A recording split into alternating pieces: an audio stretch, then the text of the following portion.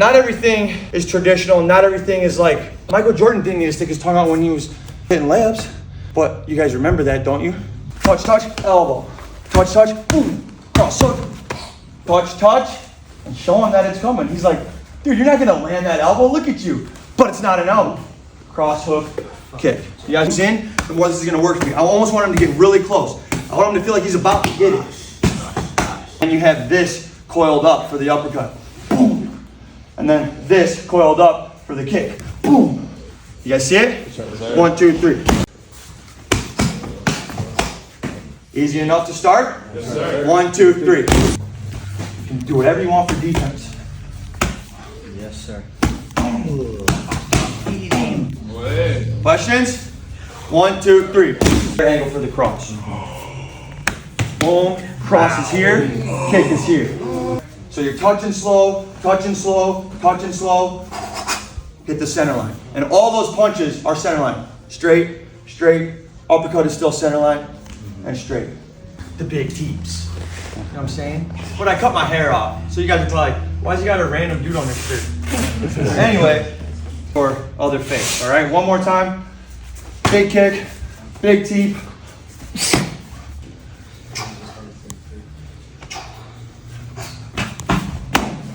So on the uppercut, you come in with that footwork to the jab cross. That's how you take the space. So as the uppercut comes back, you see this? So 1, 2 up, and that's how I take the space. You to show this hand right here and loop it, okay? Get an eye catcher right here and then loop it around, all right? So I throw the kick, throw the teep, throw the kick, fake the teep, boom. Step back, throw that kick again. Show your. So next, I'm gonna try and knock him out with the elbow towards the end. It's like long uppercut too, because I'm setting something up. He's like, dude, that uppercut sucks. You say if you stick your tongue out every time you kick, you have to stick your tongue out when you fake your kick. All right? Boom, boom. Okay? Boom. And then when the check comes down, that's when it goes in. Okay? So teep, gallop, hezzy. Put your weight back here, release. Okay, so add a little bit of sauce to the techniques, okay? Like, make sure, I said at the beginning, 0 to 100, you're gonna get a reaction. Drop this hand, protect right here. Everybody agrees with that, right? Yeah. Like this. But for some reason, when people fake the teep, they keep both their hands up. And I'm like, well, that's not really selling anything. When I throw a teep, I'm not going here. When I throw a teep, I'm here. So I gotta use anything I can to get him to think a teep's coming. Okay? Teep, and then you do the tie hop with that hand down. But I'm not just dropping it like this. I'm still here protected. Okay? It's not a terrible position. It's not an amazing position. But risk and reward. You got to be a calculated risk taker. Okay? Boom. Dang, that sounded good, didn't it? Calculated risk taker. Boom. Hey, I'm not light skinned? Okay. I'm the white chocolate of Muay Thai, right? Okay. Going back to the back jab and the uppercut. Actually, no, we're done with that. But the back step. So he comes in. I want to make him feel like he's has the advantage. So I've stepped back into southpaw. Really simple concept. Switch right kick. Okay. But I don't want to go too fast where it's back switch. I want to keep the back step real casual, real light. Okay, nonchalant. He comes in. Boom, boom, boom, boom. 1, 2, up.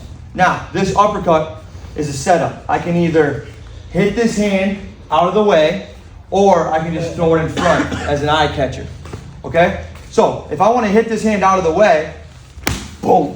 Okay? And it's the same angle as the uppercut. It's not coming around here. The uppercut is here. The elbow is the same angle. Okay?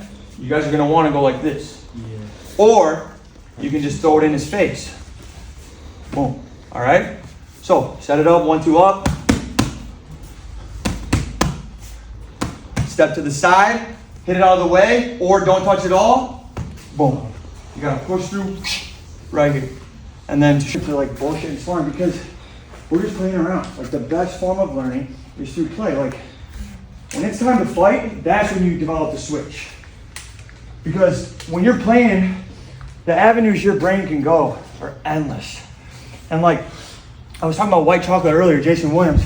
He said like too many, the most creative paths are in the game. You guys know what I'm talking about, right? Yeah. He's like, too many people are with the trainer being told what to do every single time. This time, this drill, this amount of time, this amount of reps. You lose the creativity. Mm-hmm. So you got to bring it out in the sparring. It's the only time you can bring it out. I try to do the creativity with the hezzies in the rounds. Try to fake your coach out in the rounds. You do these fakes, but you don't break the rhythm. The coach can keep holding. When my dad's holding for me, he has no idea when I'm about to hezzy, but he's still ready for the kick. Mm-hmm. So it's like finding these little times where you can play. Like, it's so important to play, because if you can keep the little spark you had when you were a kid and put that into your Muay Thai or whatever you're doing, like, shit is so much more fun. And then like one final thing, I said it at my last seminar, but like, the best chef can cook the best meal no matter what he has in the fridge, in the cabinets. You know, all the setups and stuff, it wasn't like it was kicks, punches, elbows, but it's the way we put it together. You know, whatever kind of seasoning you want to put on it, like, you have to develop your play in sparring under the umbrella of Muay Thai. Does that make sense? Yes, sir. Like, literally, I've only sparred with beginners my whole life in Iowa, in the middle of the cornfields. And you can still make it. Like, you just play around with them. And then they have more fun. You see more stuff. Because when I'm in that play mode, just like Justin said, I can just see more. Because I'm not stressed. There's literally no reason to be stressed in sparring. I get hit all the time in sparring. Rather get hit in sparring than in the fight. Don't take sparring too serious. You know? The main thing you need to do, take the shit you do on the drills, put it into sparring. Instead of taking all the shit you do on the drills and then sparring how you think you want to spar. It seems simple, but literally jab, cross, hooks, 4 counts on the pads. Are you trying those in your sparring rounds? Mm-hmm. And then from there, you can develop different timing with those 4 counts. Different targets with the same 4 counts. And then you're creating this arsenal. I jabber a lot. Sometimes I go on tangent to tangent, but hopefully everything I said today makes sense. The main thing is like, just be nonchalant when you're sparring. Who cares? Indifferent to everything.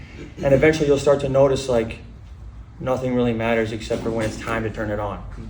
Does this make sense to you guys? Yes, sir. All right, cool. Thanks everybody for coming.